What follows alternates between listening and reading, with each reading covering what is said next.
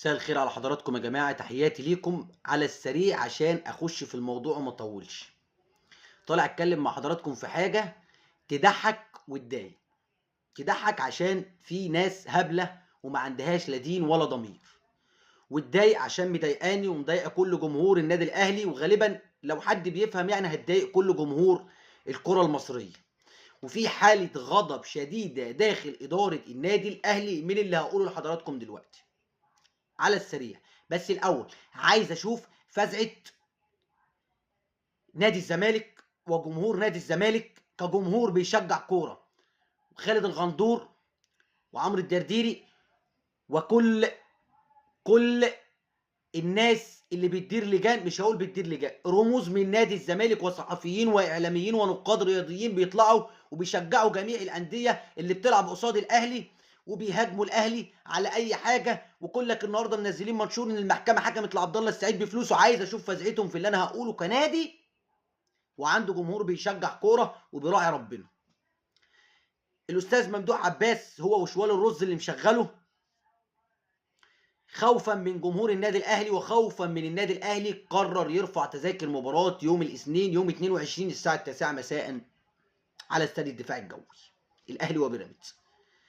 تخيل لما يبقى الجمهور بيدفع 75 جنيه وبيصرف اكل وبيجيب عصير وبيصرف مواصلات وجاي من كل انحاء الجمهوريه، الفقير 75 جنيه ومستاء، وتيجي انت النهارده التالتة شمال ترفع التذكره ل 200 و300 جنيه والدرجه الاولى 2000 جنيه والمقصوره الرئيسيه 5000 جنيه. ده انت فاجر، ده انت فاجر.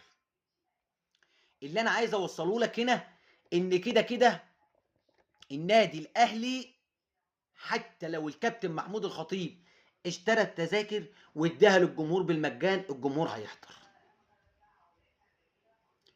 انا بس عايز اعرف الفجر اللي انت فكرت ان انت زيك زي شوال الرز اللي مشغلك نادي المكايده، ان انت فكرت ان انتوا اشتريتوا الدنيا بفلوسكم عشان ترفع تذاكر مباراه والكوره للجمهور. ناس على قد حالها بتاكل اللقمه بالعافيه، بتدفع ال 75 جنيه بالعافيه، بيصرف جنب منهم 500 جنيه عشان يجي من كل انحاء الجمهوريه عشان يحضر ماتش ويشجع فريقه ويقف جنبه. وانت بقله دينك انت وشوال الرز اللي مشغلك تاني مفكر نفسك ان انت اشتريت الدنيا بفلوس. احب اقول لك ان جمهور النادي الاهلي هيحضر. اداره النادي الاهلي فيها حاله غضب شديده الان، وكده كده هيتم حل الموضوع ده مهما تعمل انت وفلوس شوال الرز اللي مشغلك وعاملك زي الصنم بيحرك فيك شمال ويمين زي بدراع الاتاري، بدراع البلاي ستيشن، روح تعالى روح تعالى، مالكش اي قيمه. سايب لكم الراي وسايب لكم الرد. بالله عليكم يا جماعه، بالله عليكم، بالله عليكم كل من سمع الفيديو ده يعمل له شير، لايك وشير. بالله عليكم الفيديو ده يوصل لايك وشير. تحياتي ليكم وعايز اشوف ردكم، وعايزين نشوف الفزعه بتاعت جمهور نادي الزمالك ورموز نادي الزمالك اللي بتهاجم في الاهلي وبتشجع فريق المحسوبيه. تحياتي ليكم.